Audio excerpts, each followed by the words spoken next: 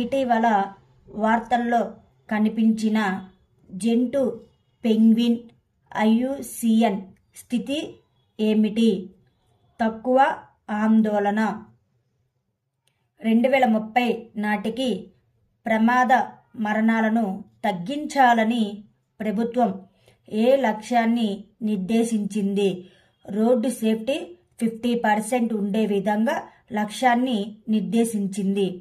ఇటీవల వార్తల్లో కనిపించే ఫాస్ట్ ట్యాగ్ ఏ టెక్నిక్పై పనిచేస్తుంది? Radio frequency identification.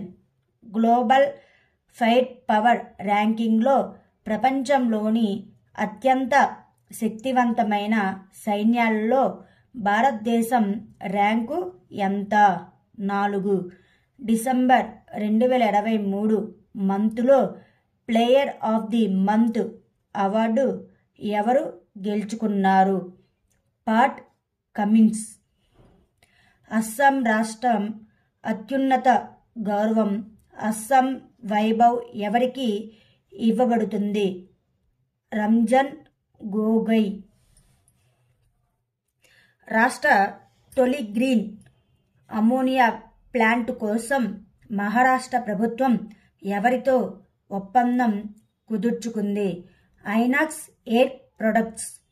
ఉక్రెయిన్లో గ్లోబల్ పీస్ సమ్మిట్ను ఏ దేశం నిర్వహిస్తుంది? స్విట్జర్లాండ్. శాంతి కోసం ఆసియా బౌద్ధ సదస్సు 12వ సాధారణ సభ ఎక్కడ జరుగుతుంది? న్యూఢిల్లీ.